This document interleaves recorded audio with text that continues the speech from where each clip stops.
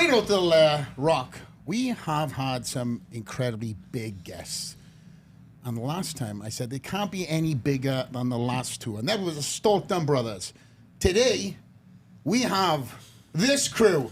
Giants live on the podcast. Rock, what a group of guys and girls. Yeah, I'm just sitting here thinking to myself, like, there's a lot of calorie consumption happening at this table right here. Right? We slaughtered a couple cows just for lunch today, so we're ready to go, guys. Absolutely. Well, guys and girls, welcome to the podcast. Welcome to the show. We're doing something a little bit different here, hence why you were not in the studio. In fact, we couldn't get you guys in the studio. That's how much meat we've got here. So we had to rent out this studio, courtesy of my guy, Tyus, our podcaster, producer, and I want to get you all on the show. But thank you very much for being here. I know that you're all in Vegas for a reason, and we're going to talk about that in a little bit. But that didn't go off to a good start, certainly. I know that day one ended in a Uber catastrophe. I want to bring this up straight up off the back. Who wants to take that story? Oh, I do. All right, so don't forget we came to train at Fletcher's gym. Yes, we were at the Dragon's Lair. We came to train. We were just getting our last workout and a little bit of blood flow. Nothing strenuous, nothing bad. It was me, Graham, and Eddie. We ordered an Uber back to the hotel, freshen up, get ready for dinner and last food and all that good stuff. I am outside waiting for the Uber. He pulls up, like big SUV, small minivan type car, pretty big.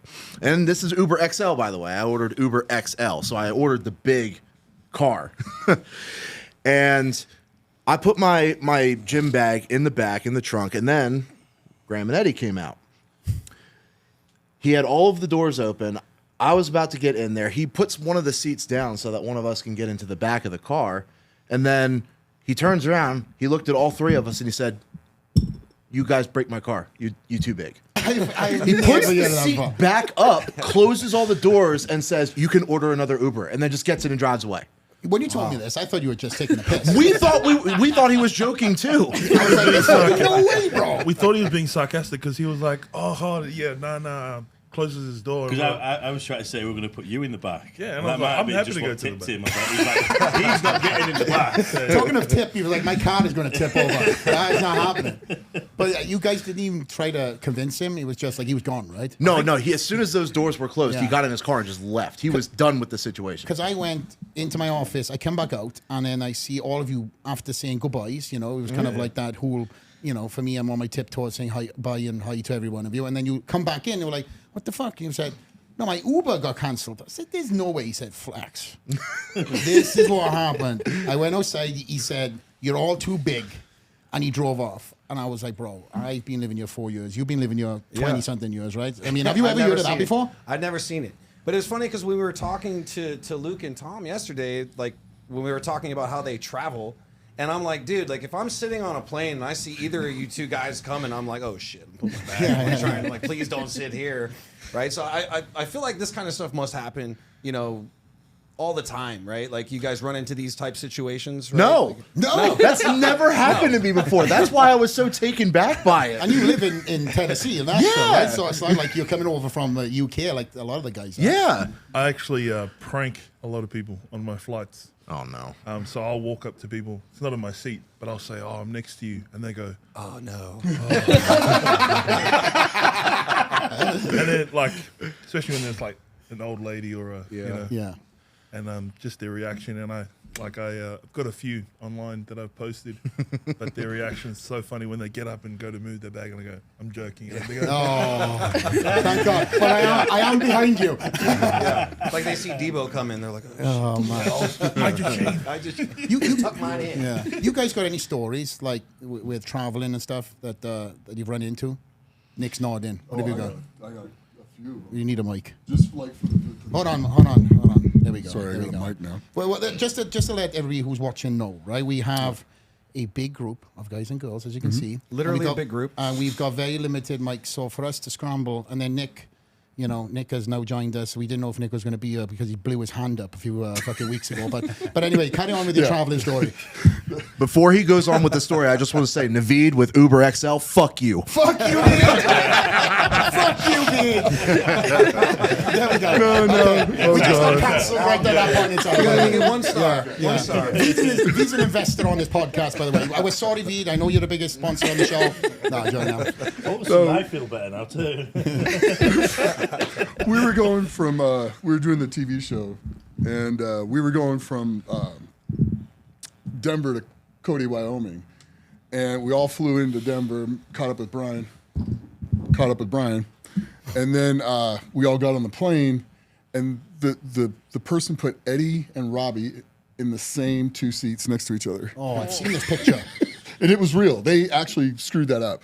They had me in the seat next to them, and I had an open seat next to me, which was awesome. But they got stuck on that hour and 15-minute flight right next to each other the whole way down. The plane was full. Brian got stuck up in front, and they had him on the bulkhead with the arms that would not move. I mean, they're solid all the way down. He literally couldn't get in the seat, so they had to move him back a couple rows and then move him over one so that he could actually get in the seat, because he could not, like, literally sit in the seat. I mean, it's just crazy. Those are long flights too. Yeah. That's a long time to be stuck like that. It's a short one because it's only an hour and a half, but It's long. when you're cramped in there like that. Yeah. Well, some of these guys, I mean, I know some of you flew from across the pond, right? So Eddie came from across the pond. Terry's come over as well. Yep. Yeah. I've had a few occasions where I've been on the flight in the seat first, and the other customers have come on, and when they've seen the sitting next to me, they've just been like, no. And they're fucking getting the air hostess at even the seat. I like people literally stand there and say, I refuse to sit next to him. It's unbelievable. Yeah, I wouldn't want to sit next to you either. Would you want to sit next to any of us? No, it wouldn't. Yeah. I wouldn't want to sit next to me either. Flying Southwest is they don't have that assigned seating. So you get in that first 25, you pay the little extra, you get in there, and then you sit like second row, front seat, and then you'll watch somebody come in and sit next to the window, and you see if anybody will come in, and it's the very last person that gets on the plane that will take that seat. It's the most desperate person, just like get me on that plane, right? Yeah. And then he's like, oh, shit. Yeah, I he's signed like- up for this, didn't I? That's what happens because I came late. But anyway, Darren Sadler, you know, you are the OG tournament director, the World's Strongest Man, and promoter extraordinaire for Giants Live. Do my best. Yeah, you've got some incredible stories that you've told about travels in your days. Yeah, I mean, probably me and Terry have been probably around about the longest. You know, Yeah. me and Terry were competing together. Well, I don't even like to say it was like 20 years ago. Yeah, literally. I was trying to give you a little bit of grace. He's aging us there, isn't he? He even feels wrong saying it, but it's true. Yeah, and there's been some crazy. We used to compete a lot in Ukraine and Russia, and places like that, and there's been some crazy stories over the years. And Pop some. we got on a plane. We did a thing called World's Strongest Nation over in Ukraine, and we flew into a place called Sevastopol, which is a teeny little airport. And we got on a plane. It was like a propeller plane, and every single seat had a strongman on it. You know, and the guys like. I think the strongman nowadays are actually leaner than they used to be. Yeah. You know, well, look at Terry. Terry used to be quite fat, believe it. Yeah, I was fat. Yeah. No, but there's a lot I'm of big still, guys I'm still on there. fat, just less fat. And the plane starts going on the runway. And it was totally full. I think it was maybe a 30, 40 seater plane. And it just seemed like it wouldn't take off. And I was saying to the guy who was tournament director then, I'm like, because I was competitor, I was like, does this guy not realise literally there's like 3 people sat on each seat here? And then we all started panicking, you know, thinking, Yeah. and it just wouldn't take off. And it stopped, and they came out to it and all that. And I'm sat there thinking, but you wouldn't get everyone was like, I was the lightest person, I was like 125. Yeah. And these guys are all nearly 200 kilos. But you wouldn't do that, would you? What is that? 440 pounds. Yeah, I got to get my American pound converter. Believe it or not, I mean, if you look at the old lineup of World's Strongest Man, no disrespect to the older guys, but they did carry a bit more body fat. Simple as that. Whereas nowadays, probably because of the events, the guys are a bit more slimline, you know. I remember doing the same competition actually, but I think it was the year after 2008, and I had to do. I'm not going to name him because it's a bit cruel, but we all flew the same sort of thing. We all flew into Kiev and then had to fly across Ukraine, and I had to sit next to one of the Ukrainian guys. It was only like an hour-long flight, but what was the worst bit about it? We'd been competing in a really hot area of Ukraine. It was absolutely baking, and he'd been in the same T-shirt every single day we were there. And we'd been there for a week, and we're talking like he's like 190 kilos, like 420 pounds. Same T-shirt the whole week, competed, then put the T-shirt back on every single day, and I had to sit next to him on a flight, just the two of us. And I was pretty large myself then as well. And yeah, I was just like, of all the people I could have sat next to, he's got to get the extension thing to fit round him, and just sweating all over me. It was absolutely disgusting. I've But, been on 2 flights, European flights, where they've run out of seatbelt extenders. Yeah. Because With the guys? Because they're all so big. Do you know what I mean? Oh, wow. I've never had to use one, even at my fast. Just saying that. Just putting it out there. I mean, how big do you have to be to get a seatbelt extender? Brian has to. Yeah. It's true. I would actually say it depends on the airline, because even I've had an extender, but on Did a he? smaller airline. All right. Is that like a badge of honor when you get that seatbelt extender for as a strongman? No, it's embarrassing. I don't know. That was a badge of honor. The worst, Everyone's looking at you. yeah, the worst ones is you want the stealth. I need a belt extender, and you go, I need one. Okay, we need this guy. Yeah. Can we get an extender? It's like, This Do guy you right not here. think it's worse when they try and hand it to you when you don't even need it, though? I've had that a couple of That's times. happened to me. That's happened to they me. put it I on do your not shoulder. need that. They're Yeah. like, they put it on your shoulder, and you're Yeah, like, can you show me your fucking abs? Yeah. Yeah, Put it around me. yeah. He's under there somewhere. But Darren, obviously, we're here in Las Vegas for a reason, and it's the first Giants Live Las Vegas, and this we're a day out from the time this goes to air, we are a day out. So we've got the best athletes coming in for this event, a superstar lineup. J-Rock's first strongman event, so I'm excited for him to see it. Obviously, he's seen and met a lot of the guys that have come into the gym. You know, a lot of the guests we have here have trained in the gym throughout the last couple of years. So now to get the role reversal for me to now encourage these guys, get my current members behind a lot of the people that, you know, for example, Evan has got to meet. He's been to the gym many times. They're all excited. They're all messaging me. Everybody is pumped up for this event, and the whisper in Las Vegas is getting now into excitement. So we're here. Let's talk about the event. Well, I mean, the thing is about this event, and there is a few across the year where it's literally the top 10 in the world. Simple as that. And yeah, you get a guy that's injured, but arguably, you know, whoever wins this show probably will win World's Strongest Man. It's going to be one of the guys, you know what I mean? And you've got the top 3 in the world there, Evan being number 3, you've got Tom number 1 and Mitch Hooper. And these guys, I sort of see they're the guys that are going to pass that title around in the next few years. Yeah. If you look at strongman, probably like most sports, probably like bodybuilding, you see a good guy coming from like 5 years before. You know, you see him coming in, and Evans built his way up there to number 3. Hooper came in pretty quick, to be honest. It was a bit unnatural, but and Tom, you could tell Tom was going to be brilliant in the early days. So it's a real treat. And the main thing for me was, as a promoter, you know, without being sort of cheesy, like I want that fan experience. We always try and do that. We have the best lighting sound, the best sound, you know, and the best fan experience. And I think with Vegas, we had to really do that ×2, because I think in Vegas people expect that, the glitz and the glamour. So what we tried to do is, we're very lucky in the UK. We've been going for probably nearly 15 years in the arena tour, and everything sells out. It's a big success. It's a successful business. We've come to America before and done it probably how we used to do it in the UK like 15 years ago, where it's a bit more car parky, if you like. Whereas this is the first, you know, actual, this is how we do it in the UK. I've got the same presenters, I've got the same cameras, it's the same live stream quality, the bells and whistles. So people are in for a real treat, and if we can replicate that across America, that's what I'm wanting to do. And there's no corners cut. It's not a lesser version. This is it. And these guys will tell you, like, they've been training very hard for this. This is going to be a real dogfight on Saturday night. Well, I think it's a big moment, isn't it? It's a big moment. First big Giants Live, especially in Vegas as well. Yeah. It definitely could be the turning point of the sport, really. I think if we would have tried to cut any corners, it would have been obvious, because people expect now that's a Giants Live. I want people to turn the television on and go, oh yeah, it's Giants Live. Right. And honestly, when we've done it before, we've had great shows, great athletes, but not glitzy enough. And I think now Strongman deserves that. Every show should have that treatment. you know, other people are doing a great job as well. You know, I'm not just saying I'm doing it, but strongman's moved up a real big level. The guys can earn more money now. You know, the fan base is massive, even for the guys out at the top. Yeah. And that's the thing. It's giving the guys the respect that they deserve, putting them on a platform. And, you know, I always think it's only a big deal if you make it a big deal.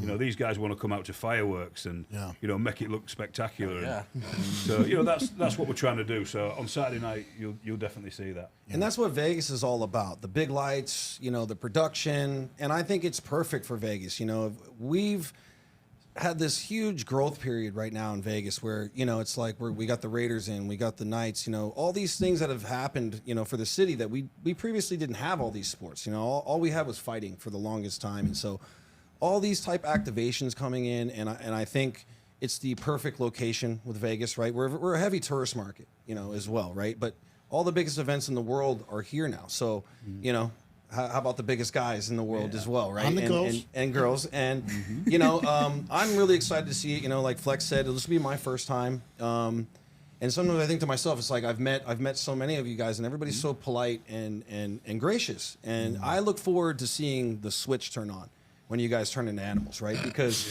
I like that. Like, I'm a big mindset type person, and like I work out with Flex, and like he's the nicest guy, but when he's in the gym, he's not. There's something that happens, you know, and I like that, you know, because I'm a fighter and I have that switch too, you know, when I want to turn it on, and I like seeing it live, and I like seeing that, like, you know, everything all out, you know, and so I look forward to that. I mean, just to explain to people that are watching that aren't massive strongman fans, what you've got the Giants Live, you know, rubber stamp on it that makes it all fancy, if you like, and then also we've got the World Deadlift Championships.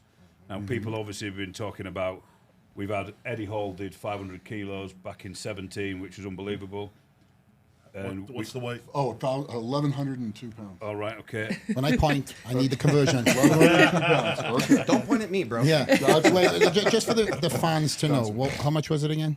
1,102 pounds. 1,102 pounds. And again, anybody who's seen that deadlift. Also amazing, you know, and no one really believed Eddie could do it, but I would say not many people believed he could do it. Obviously he did, which is the main thing. Yeah. And then Hapthor did 501 during lockdown. Obviously the shows were on.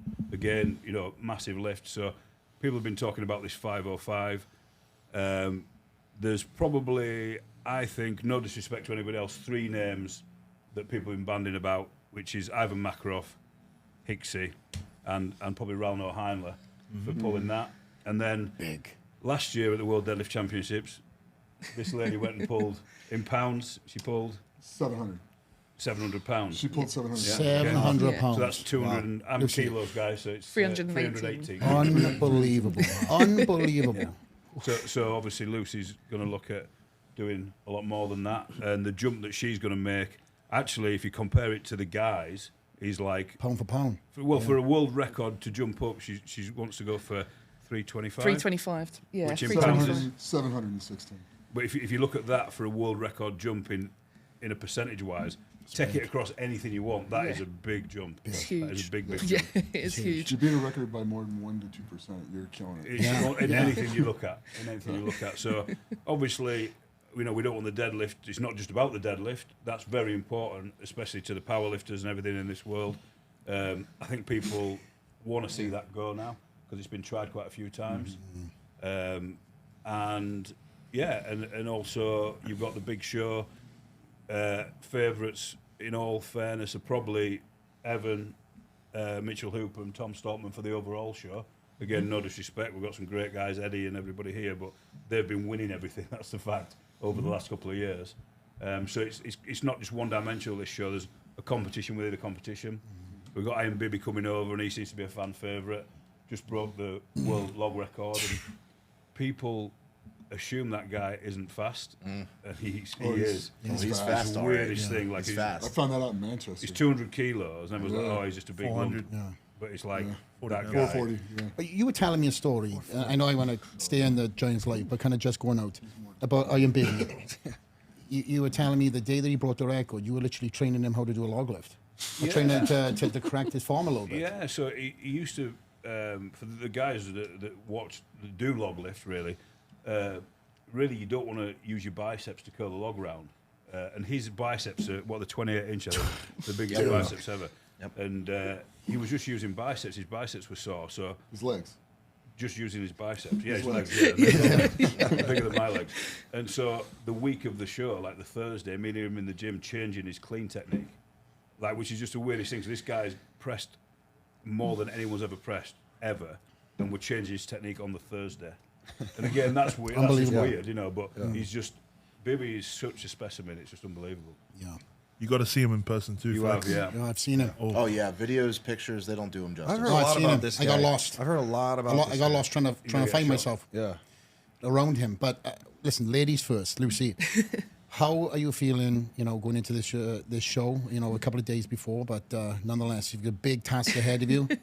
I feel pretty excited, to be fair. I'm like... pretty confident that I can pull more. When I pulled 700 pounds last year, it moved so quickly that I'm not really scared to pull anything heavier. I think probably 325, going for 325 kilos, which was 716 pounds. I think I'm probably underselling myself a little bit, but at the same time, I want to be able to bring the sport up, and I want the girls to catch me up and to be able to put on a show so that we can bring the girls out and actually put on a show out here and push the sport, because our side of the sport is growing a lot faster than I think people thought it would. So it would be nice to encourage other girls. But at the minute, if I pull the 325, I'll be 25 kilos ahead of anybody else in the world. So which is a long way ahead. I don't think you need to let the girls catch up. You set that bar. That's 55 pounds. I've had quite a lot of grief over this. Yeah. Because, obviously, we're trying to run a business, and as well as, there's a financial thing involved, and a lot of the girls wanted to come. So I sort of said, right, if anyone can challenge Lucy, even within 10 kilos of that, I'll buy a ticket to come out here. And the reality of it is, it's no disrespect, because the girls are getting so strong, but Lucy is just so far ahead. And I think people will start to push you eventually, but the minute... Oh God, yeah. I think definitely there are girls coming through, and I do think that the girls do deserve to come, and they will fight for their space. But at the end of the day, our sport is nowhere near where the men's sport's at. So we've got to be patient and wait our time, and just prove what we can do. And until we have more people lifting the same sort of weights and stuff, we can't really put on a show as well as other people. And I think it's a shame, because there are girls that did deserve to come out and pull, and they've done really well. Like in the last year, there's 2 girls that have hit 300 in competition, and they had the opportunity to probably come. They were probably the next ones, really. But at the same time, this is a business, and I understand that. And I sometimes I feel a bit guilty for pushing the record on quite far. But at the same time, I'm not going to hold myself back, because I know I've got a lot more to come. I'd like to put in there. I mean, it's evolution of sport. Yeah. So, if you to go back and talk about Eddie's lift, he set a standard, and that standard has been chased now since he did it. So that's all you're doing. You're setting a blueprint for the women to follow. And then he pushed it just like Lucy. I think it's not only that, but when Eddie pulled the 500 originally, it's not just raising the bar for chasing that 1 rep world record, but it's also raising the bar for all the other athletes, because since Eddie's pulled that, how many of us now have pulled 1,000 pounds, 455 kilos? It's just constantly making everybody get better. Well, the year after he pulled 500, and most of you guys were there, the amount of people that pulled 1,000 in the world at one of my shows, it doubled in one night. Damn. Seriously. It went from 11 to 22, 23 in one night. Exactly. It forces everybody to grow, everybody to get stronger, work harder, and it makes the sport better. And I know that's exactly what the girls say to me. They're like, I think now that I've done the 300, I've done the 700 pounds, that means that they now believe that it's doable, and that means that people now can look at it and be like, yeah, this can happen, and I can hopefully keep pushing people on. I think the non-PC answer at the moment is it's not a competition at the moment. Lucy's ahead of everyone else, and it's up to them to catch up. But they will do exactly that. It's like you're all saying. Once the bar's been raised, it makes everyone else step Everyone's their game going up. to be gunning for and they need to as well. I feel like just having Lucy here, and she was here last year as well. We did it over in Cardiff. I see that as a massive positive, because we're like, right, this is so impressive. We've got to show everybody this. Yeah. And I think that is a big move, because the reality of it is, you girls work in the big arenas, and we've done a couple of giant slides now for the girls, and they've got a great crowd. Yeah, You know. definitely. It's definitely put like the strong woman out on the map. Because to be honest, if I hadn't have texted like to say, can I come and pull 700 pounds at the World Deadlift Champs, I wouldn't have been there. Like, and like sometimes, like I had to put myself out there to you to be able to show like that it can be done. And I think if that's kind of helped, not in a big-headed way, but it has helped the sport grow, because I've put myself in that position to be like, this is what we can do, like, and we are here and we want to be seen. And then it's kind of helped like develop like the Britain's Strongest Women shows and stuff like that. And I think it's been a really positive experience, to be honest, for me in the last couple of years. Well, it's like all about appetite, isn't it? Yeah. Like, it's all about, right, who's going to buy tickets, who's going to watch this. Yeah. And we've proved now that people do want to watch the girls do this. you Yeah. know? How many of the girls have pulled 300 since you did? There's been another 3 or 4, haven't there? So I think so. Claire and Summer have done it in comp, and then you've got Rebecca Roberts has done it in training, and Olga has now done it in training. Okay, and how many had done it prior to you? No one. No one had pulled it prior to Just me 'cause of the pulling show. 700. So it's already Just happening. because the show. Yeah. started Yeah. It's now. already happening. How many years ago was it when somebody pulled like close to 1,000? After that 1,000 was pulled, how? I know there's a lot of people in that 900 range, but then when that £1,000 was pulled, Well, to put it in perspective, right? please. When me and Terry first started competing, I remember I pulled 400, and Terry, you were like 440, were you? Yeah. When I pulled 400, I knew everybody that pulled 400. Yeah. And yes, we were a bit older than a lot of these guys, but same age as you, I think, actually, Flex. But what I'm saying is, like, when I pulled 400, I knew everyone that pulled 400. And Terry Yeah, did the there was a same. short list. Like when you pulled 440, literally you could have rang everybody to Yeah. pull 440. Whereas now, I don't even really know everyone that's pulled £1,000 anymore. No. That's what makes there's so many of them. Like £1,000 is the new, which is obviously. Well, there is a few that are like almost just hobby lifters, almost Yeah. like Instagram lifters that are pulling £1,000, like It genuinely, wasn't like and they that don't even before, though, compete. was it? No, God no. We were all out there on the floor doing it. You know? Yeah. Yeah, And that's a lot. Again, it's a massive jump. yeah. If I could ask, maybe it's ignorance and non-understanding, but are the female lifts the same as the males? So exactly the same competition? Yeah, Same bar, same, same setup, everything. Right. Yeah. Okay. You were hoping it was going to be lighter because you wanted to try No, something, didn't you? I'm just wondering. I don't know if there was differences in the lifts. That's a Maybe good they're a little question. That's a good different. question. That's the beauty about the weight. Yeah. Yeah. Yeah. Yeah. 200 pounds is 200 pounds, right? The weight is the weight is the And weight. if you saw a guy doing 325 in the gym, you go, "Wow, he's strong." Yeah. Do you know what I mean? Yeah. That's a fact of it. That's a Yeah. good deadlift. That's who's doing that. I think Most gyms, there's nobody doing that. the gym that I train at like is a strongman gym, and like Terry used to train there, and but at the minute I think there's only me, my other half he's pulled 400, and then other than that there's like 2 people in my gym that can pull over 300, And it's like, an exceptionally it's a strong gym as very well. strong Yeah. gym, it's ridiculous. So like the 300 kilo mark is like what most men are looking to pull. Yeah.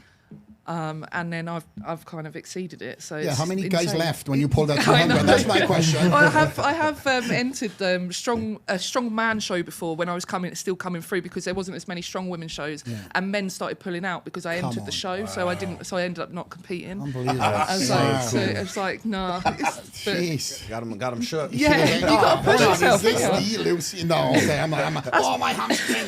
They didn't want that smoke. No, That's big basically- men with fragile egos. Yeah. Yeah. That's basically how I got into the sport. So I used to see training in the corner and stuff, and be like, I think I can do that. And there was a couple of guys that you used to train with, and I'd be like, if they can do that, I can do it. And I'd go and give it a go. To be fair, you were stronger than them. Name the names, On the kind of theme of deadlift, I want to talk to Hicksy. Obviously, you're one of the guys in contention and talked about for this big deadlift. How are you feeling, my friend, going in? Yeah, I feel fantastic.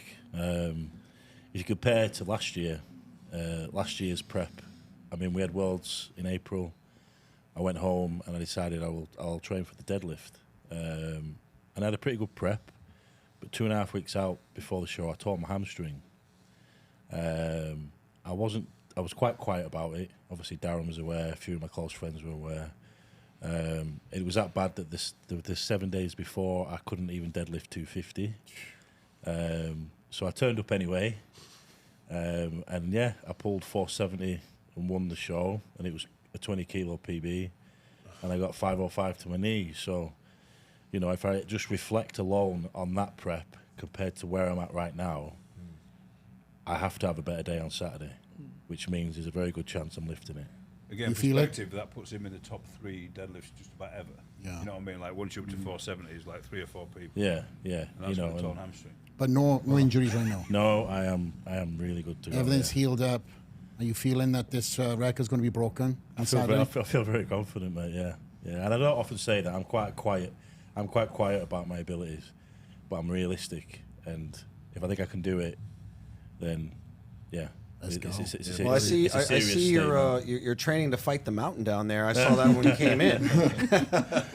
Yeah, What's maybe- that all about? Maybe we could make a joke of it. It's just Hathor's t-shirt that he sells at his gym. I wear it quite often because it's quite a funny thing to wear. I thought it was great right when you walked out. I was like, I like this guy. You know, people do ask me about it. I'm like, no, I'm not going to fight him. I'm not stupid. There's big money in that. A lot of strongmen are crossing over to fights now. I see 'em I on want to do a 2-man against him, not on my own. Who would be your partner in crime in that, by the way? Since you I'll threw just it. take Darren. Come on, mate. There we are. I'm out. Darren can jump on his shoulders, balance out the height. To be fair, the two of you are about the same height as him. Yeah. Like 2 little Jack Russells going at it. They're saying it, right? One leg each. But you know, I will say this. You know, it's been from a personal perspective. You know, I've had Eddie reach out to me. Thor's reached out to me quite a few times throughout the year, showing me support for this. So it's been really nice. You know, like they both, you know, seem very genuine that they want me to do it. So it's been quite nice from They're them the both. 2 guys that know how much effort you're putting because they've done it. Yeah, yeah. See, a I think- true. Sorry, Lucy, No, go I was on. going to say, I think that's the thing. I don't think people sometimes realise how much going for like the world records really affects your body and stuff the whole way through prep and that. Yeah. There's not many people, like there's no one in my position that knows, and they keep saying to me, "Oh, just break the record by 1 kilo," and that. And I'm like, but every time I put myself through this, I'm putting my body through like so much shit. Like I need to like be careful. Like I don't want to miss out on that and stuff. And it is like injury territory because basically you're doing stuff that no one's ever done before, aren't you? Yeah. I mean, I've had a lot of, I wouldn't say hate online, but like you get a lot of people thinking they know Yeah. better. So I pulled a 465 kilo deadlift for my last session. I wasn't fully happy with it. There were a few issues that I addressed afterwards, but you know, like I had like a 485, 490 on me on that day, which for me, for a gym lift, that's a win, because I always pull better in a show. Because I always have part of me when I'm training that's holding back because I'm scared of hurting myself again. I was going to ask that too. Like in your prep, like are you pushing yourself to that max, or it's actually like you're there showtime and you don't even know you might go bigger than you actually expected, right? Like, or are you That's how trying? it should be done. Right? Okay. Yeah, no, that is, you know, that's nail on the head. I've literally haven't trained to max all year. See, I feel like that Ivan Makarov is definitely one of the best deadlifters on the planet, and I feel like he just lifts too heavy all the time. Yeah. Everything's like heavy, and you've got to. No one, I know it's like no one cares what you do in the gym. It's a bit like, you know, being a good boxer and getting in the ring and getting beaten. You know what I mean? It's like people want to see, people remember Saturday night. Right. But so I think Graham isn't like that. I think you're quite clever like that. You hold back a lot. Massively, yeah. You know, I don't do a lift for the Instagram, ever. Really? No. It's like I might sit not on the new I might world. sit on Eddie's knee for a laugh, but I won't, you know, I won't. I've got a question, like, and this is like I've had this with loads of people, especially with Bibby. So obviously you were talking about like everyone said, I'll just break it by a kilo. But do you not think like if it's in you, you should do it because you don't know what's going to happen next week? Do you know what I mean? Yeah. I don't know. There's 2 philosophies really on that. When you get towards there's 2 philosophies on that. So when you get towards the end of your career, yeah, you let it fly because you never know when you're going to get back. When you're earlier in your career, Sedrunas showed up and beat the record nearly every time he went to do a log. Yeah. I mean, like every single time. He probably broke the log record, what, 30, That was 40 a lot. times? He had it for like 10 years, I think. Yeah, but Yeah. he probably never maxed out, did he? No. He was probably capable of more at certain I think points. he did. He never used his legs either. No. Yeah, no. But it's like Bibby's now saying to me, what's Bibby? I think he's like 33, 34, and he's like, he's had a couple of times of training where it's like, I don't feel quite as good as I used to. So like he's saying now, his next log, he wants to really, because I don't think his world record log was his max. No. No. Now it he's wasn't. saying to me, I want to literally push everything out of it because I don't want to go over the edge. you know. And if you have a serious injury, when everything's tuned like that, and I think it's the same, you know. No, how old are you now, Graham? 39 this year. Yeah, so it's your time to do this, isn't it? You know what I mean? You've got to get it out of you, haven't you? Because there's going to be a time where, you know, like me and Terry, where you start falling apart. That is exactly what happens, and you don't even see it coming. Literally, 1 minute you're like, you're good, you have a little injury, and then it never comes back again. Like, I had a bit of time off when my son was born, and I came back and felt like I was good, and I was training well, and I was never quite the same again, ever. It never fully came back, and it wasn't like I saw it coming. It wasn't like anything big happened. I literally just 1 minute I was one of the top guys in the world, and then the next minute I was a guy that was just making up the numbers at World's Strongest Man. It literally was like that. And yeah, it can happen. It can happen. Mine was sort of probably around your sort of point in life, you know, in career. Although I probably started a bit earlier than you did. So you had more mileage. More miles on the clock, but it does happen. It does happen. So yeah, sometimes you just got to lay it out there. I wish I had. There was a few times I look back and think I probably could have deadlifted more than I did.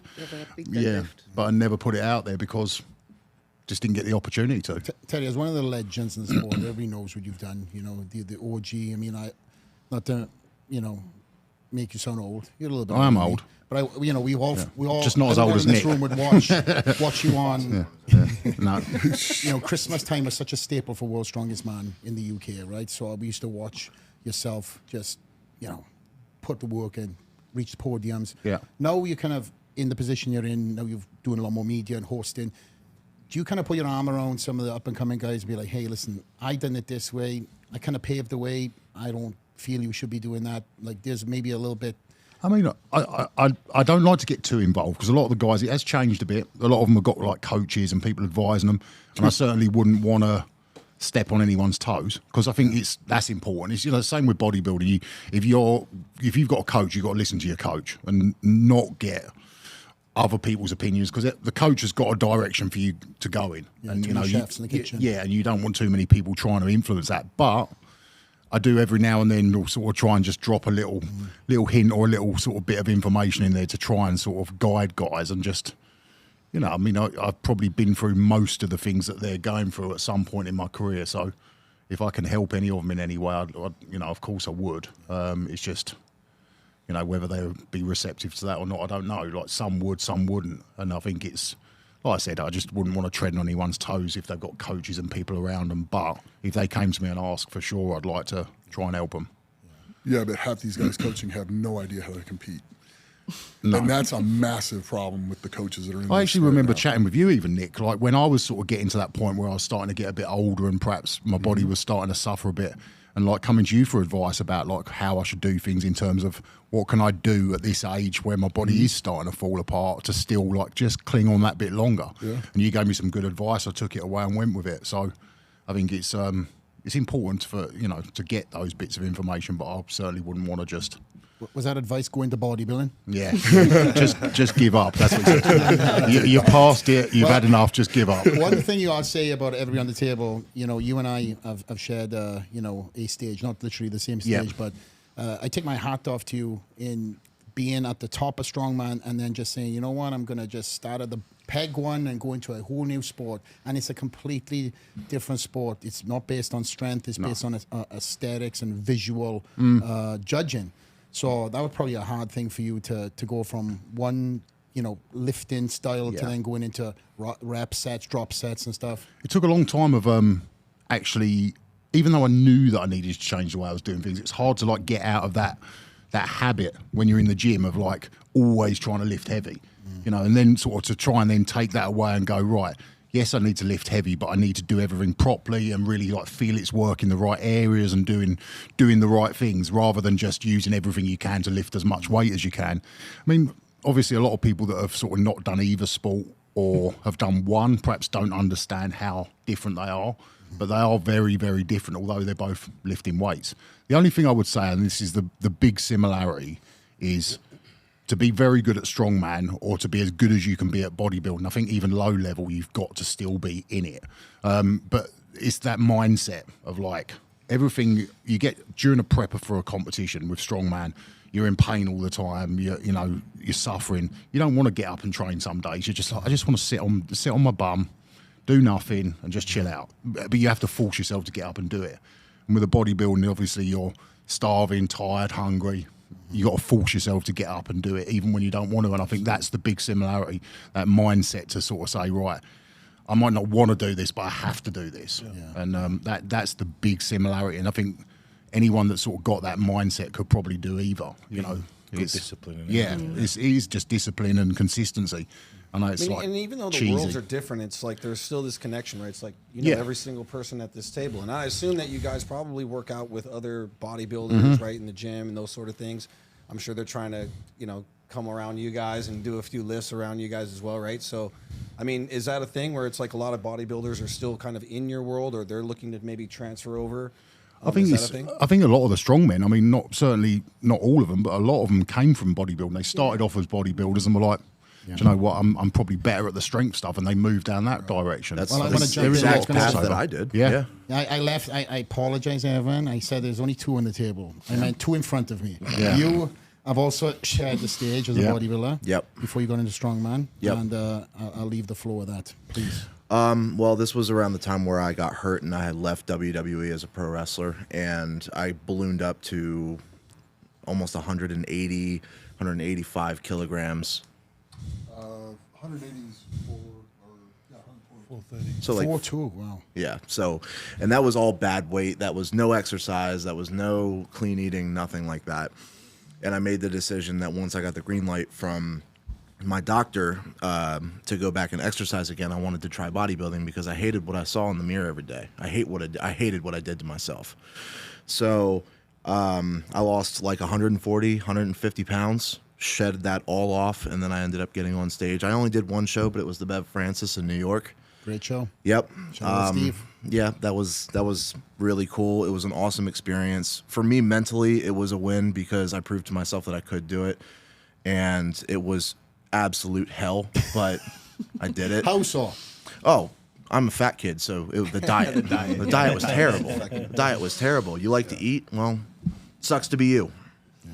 So, but yeah, after I got done with that, I wanted to try out strength sports like powerlifting and strongman, and I ended up finding strongman first. And after about a week and a half to 2 weeks of training it, I just completely fell in love with it, and I said, I'm going to pursue this until I'm world's strongest man. And I've been doing it ever since. How long ago was that?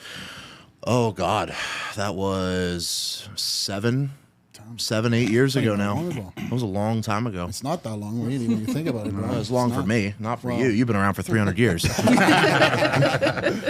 Eddie, I see you in the corner there. You're not a quiet man, and we're making our way down to the singing strong man, a guy that I've really, spent some time with. Our world's strongest man, had some great laughs, and a few sing songs too. This guy's got some pipes. Yeah. Let me Can tell we you. get a little sample? You might get to see some tomorrow night. Oh, we might. Are we? He likes a crowd. Little preview.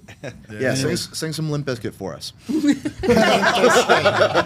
Bizkit. My man. Cue the music. Well, How's tell things, my them friend? what you're going to sing on the show. Is it not a secret? I thought we Or is it a secret? It's a secret, yeah. It's a secret, and by the time they see this, don't worry. But we've all got to see, including myself, incredibly talented man over there. You sent me the link to this at Royal Albert Hall, and having to see this iconic. I mean, everyone knows the Royal Albert Hall in the UK, right? The best have sung there.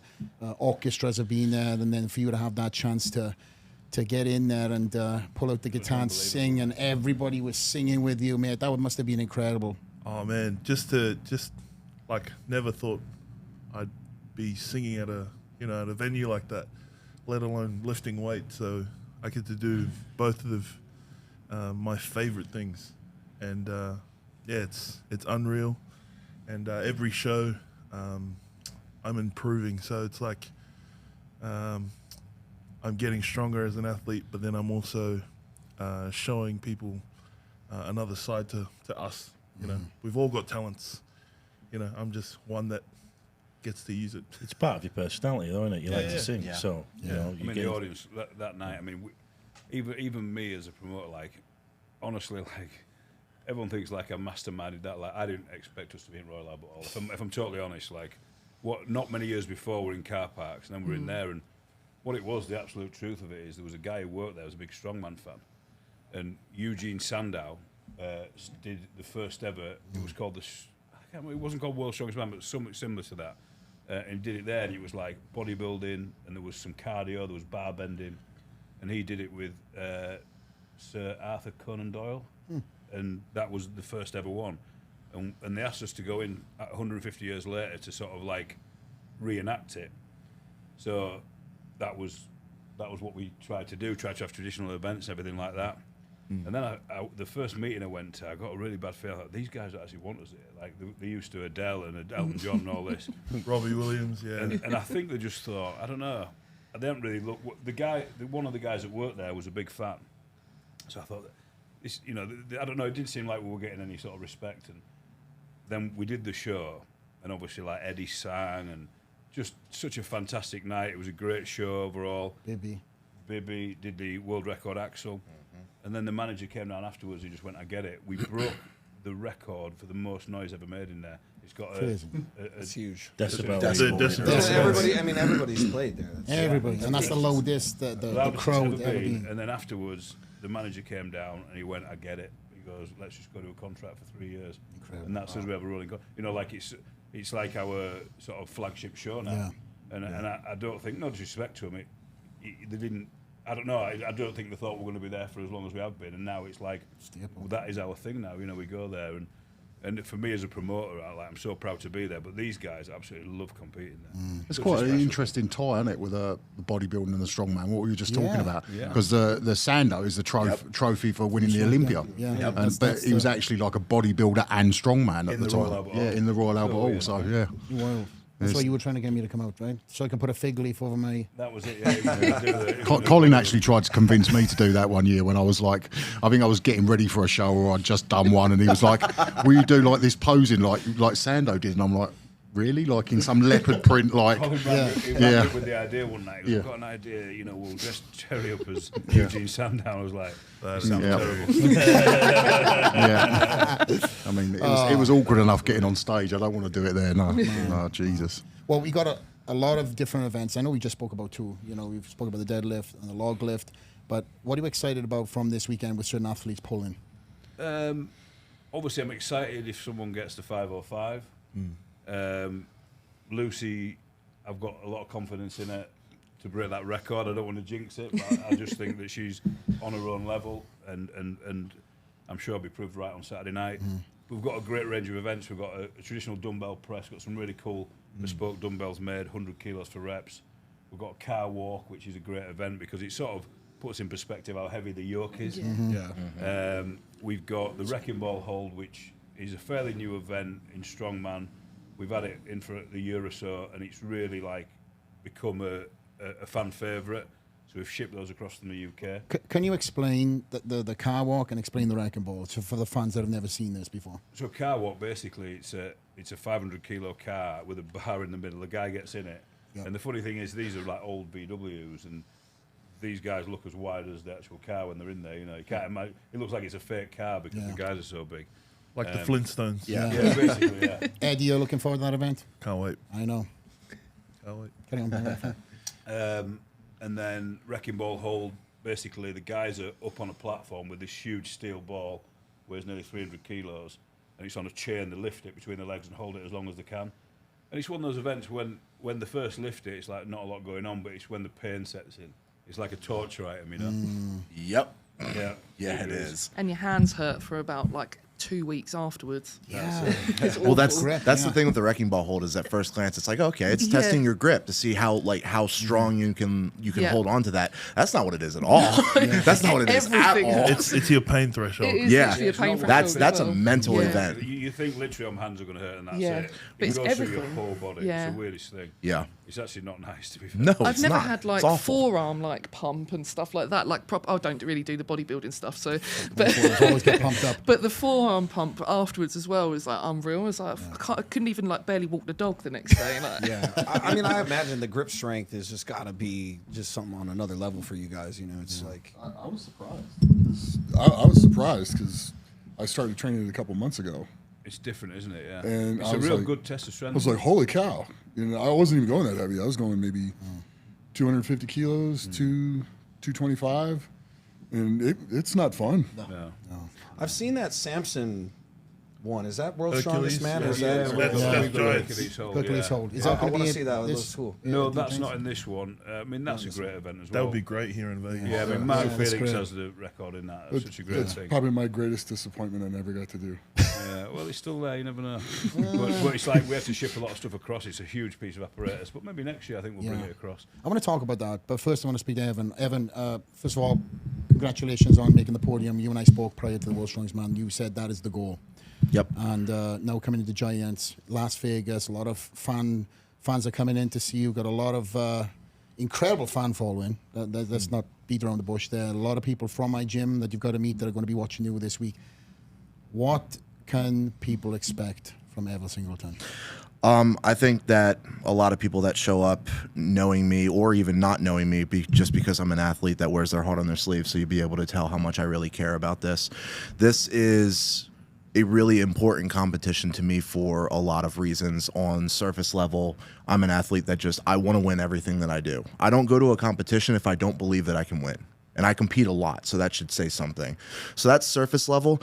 There's also a level deeper where I want to continue to accumulate as many Giants Live first place wins as possible. And if I win Vegas, when I win Vegas, that will be number 7 for me. That puts me 2 away from the all-time world record.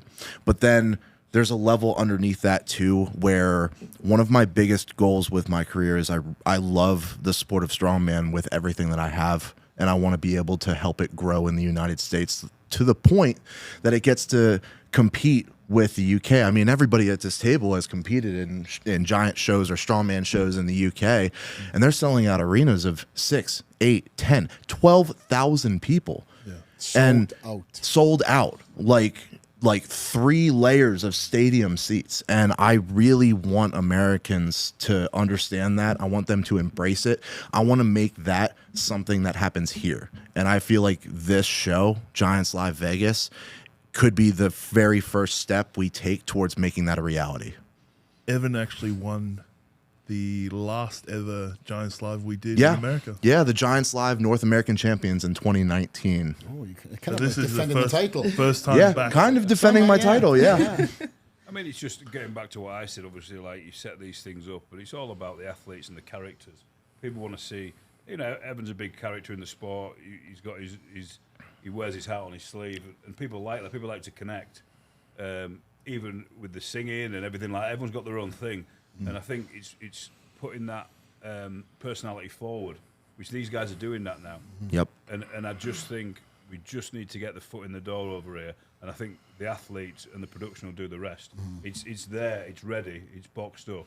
It just needs presenting in the right way for people to take it on board, and then sky's the limit. You know, I'm sure it is. And is that like a big kind of pressure on you guys now? Social media, filming, that kind of stuff to build your audience, you know, and those sort of things. Because obviously we're in this, you know, social media period of time. I don't think it's lost on any of us, really, is it? No, it's no. Like what's happening with the sport and has done over the last sort of 10 years. It's not lost on any of us.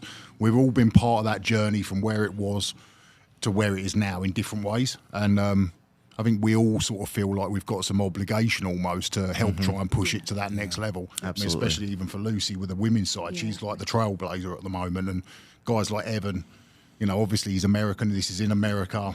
You know, it's an important thing for him to go out there and put on a show, and I'm sure he will because he always does. But yeah, I don't think that side of it's lost on any of us. We all know that we're playing our part in making something that's big. Yeah, because for probably like us three here, we come from the OG world of, you know, hoodies and sweatshirts and no filming. Right now, the world has evolved to tripods and filming literally everything. But that's part of the brand, that's part of the business, and every one of you guys and girls have YouTube pages, and that's the connection to the fans because they know everything.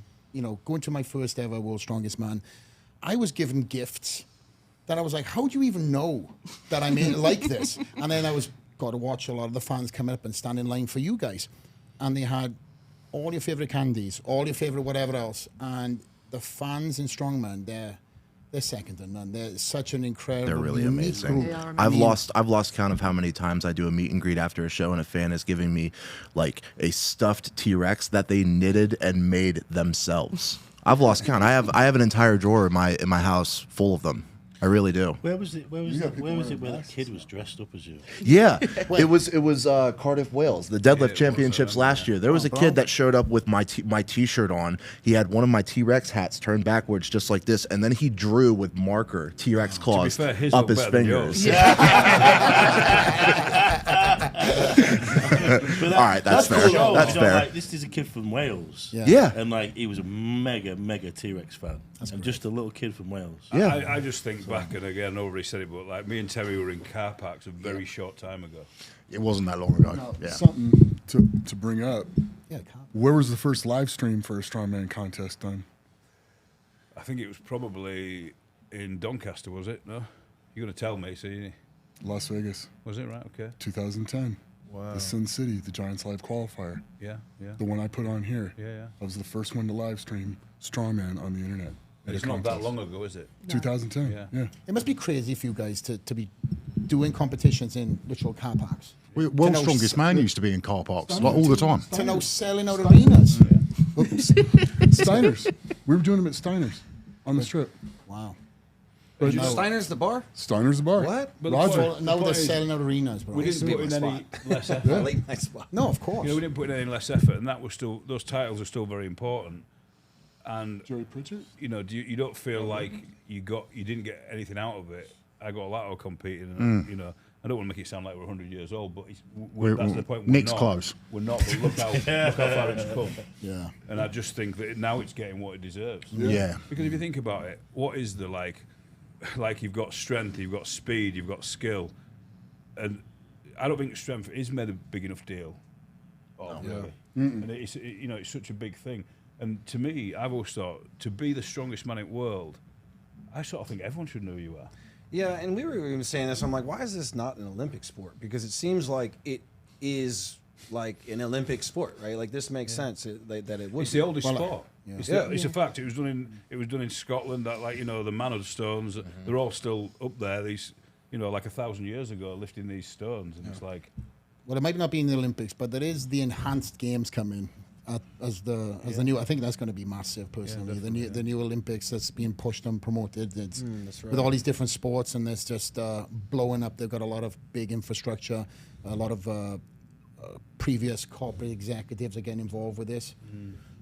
Let's be honest, people want to see fucking, somebody running fucking 8 seconds and 100 meters, They want to just see what that looks like. Yeah. I think at the end of the day, people just want to see people do things as, like, they want to see the person that can lift the heaviest amount of weight. They want to see the fastest person They ever. want to Yeah. see You don't peak wanna- evolution. They were like, They want to see Yeah, now they got People do wanna pickleball see as a that. freaking thing in the Olympics. Like, this is what we want to see. You're gonna say that knowing that we all watched the memes of the breakdancing? where were they from? Did we get in? Yeah. Where were they from, Eddie? Well, listen, I know we're trying to get to a meet and greet shortly, so we can kind of tail this off and talk about Giants Live and how people can watch the live streams, how they can buy the last minute tickets. So down on the floor is yours, and then we can go around and see if anybody else wants to throw anything else in. Yeah, so I mean, there's still tickets left. It's a massive arena, the Orleans Arena. GiantsLive.com. It's on Ticketmaster as well, or at the Orleans website. And then we've always got the live stream at officialstrongman.com. And I know I would say it because it's my company, but our live stream, these guys will tell you, is top quality. Oh, it's incredible. I will say that. Yeah, Very we good. put Except for we the put a lot of commentator. effort into it. Very good. Worth mentioning the price because it's not Yeah, expensive. it's in pounds. I think it's like £8. It's like $9.99. That's like $12 maybe. No, I think it's $9.99. Dollars? Yeah. Live stream. So Yeah. it's like a It's very, like cheap very as chips. cheap live stream. And we put a lot of effort into it. It's really cool. It'll go on for about 3 hours. You get to see all these guys. Officialstrongman.com. Starts at 5 p.m. Cool. It'd be great to see everybody there. Pacific. Yeah. Awesome. Specific. Yeah. Anybody else, guys? You want to throw something in before the show? Any predictions on anything? Anybody Evan, want to I'm flip looking the at you. table? Anything? I'll take it. Go on. Sorry. I was going to be super quick. Lucy's going to pull a new world record. Graham's going to pull a new world record, and I'm going to get my 7th title. Let's go. Let's go. Yes, we're done. Yeah, yeah. Mic drop. And Eddie's going to sing a song. There we go. Back up by Terry, right? Yeah. By the way, I'll stick to the press-up competition. before we sign off, it's been obviously a busy day for the media with the World's Strongest Man. You guys were on Fox News earlier today. I know there's who's waiting at the gym right now? CBS are going to be waiting to interview the rest of the team. And then I took Terry and the Stoughton brothers to the local schools today. My daughter's school, I'll leave the name off, but incredible, welcome on that, Terry. It was I don't know if crazy. you want to talk about It it. was I broke crazy. the sound record in that gym. Oh, we I don't know. definitely. Honestly. These kids were so excited. It was I mean, so loud. in I there. commentate on the shows, and I'm sometimes out on the arena floor. I was more nervous doing that than I think I have been doing anything in my life. I'm just stood back there. I don't even know what to say. I didn't want to walk out. Yeah. I could hear him like announcing me out. And I'm just like, please don't say my name. I don't want to go first. But no, the kids were amazing, and they made so much noise, so enthusiastic. Yeah. Great kids, all of them. It was brilliant. And the one doing all the backflips as well. Yeah, that was unbelievable. Here's the thing: the whole school came, and we randomly picked random kids out of the audience, like you, and we were like, "Who's the most enthusiastic?" Everybody had their hands up, screaming, "Pick me!" Girls, guys. So we kind of like you with the white, you, and we picked two that done a full backflip. Yeah, kind of showing off. But I will say, Terry got beat by the kids in the press-up I competition. was just going to say, the one kid. Oh, there was 3 kids that actually beat Terry. There was a couple that were really good. Unfortunately, them injuries are starting to take their play there, Terry, unfortunately. But, all those muscles for no reason. I did have a word with Terry. I was like, Terry, can you lose? Well, and Terry was like... I would like to put in there, he's kind of a bodybuilder now, and you guys aren't very strong. I have my excuses. How does that saying go? All show, no go? That's the one. Yeah. All right, this is not airing, okay? Players, stop it now. No, but it was a good time. Obviously, Tom and Luke, they were fantastic with Terry as well. Everybody kind of was... I think everybody was shocked, including myself, because, when you go into schools, the kids are kind of like a little coy and shy. Yeah. But we walked out there, they were ballistic. And I went in with, oh, come on, you can shout louder than that. But the first attempt was wild. The second time was like, oh, my God, my ears blew. And then I brought Terry out, they were louder, etc., Luke and Tom. I thought they were going to rip your hands off on the way out. Oh my God, they were just welting. Like they were just drawing back and that stuff. But no, fair play to Terry. I asked Terry, like, hey, can you do a couple of press-ups for these kids? And he's like, I am not losing. I don't even let my son lose. I don't even let my son beat me, and he's like 8 years old. Terry just let him lose. But he held in there. But it was fun. So we've got another packed day. We've got a meet and greet at the Dragon's Lair in 30 minutes, so we've got to get on over there. And then tomorrow, you guys are doing some stuff in and around the town, and then the big day on Saturday. Yeah, well, these guys need to rest a bit tomorrow. I think we've had them quite busy, but I think it'd be a good... we've got to go through the rules and everything like that, and they'll probably need to eat quite a bit to get ready for these world records. Yeah. But yeah, it's all good. Everything seems to be going really smoothly, so looking forward to a good show. Nice. I would ask about the food, but I think we'd be here for another 15 minutes listing meal 1 alone. But we all know you guys and girls eat big to pull big, and it's a pleasure to have each and every one of you on the show, and I'm excited to encourage, shout, and go wild on Saturday at the first ever Giants Live Las Vegas. So from me, Rock, and all these guys and girls, straight to the lair, we are out.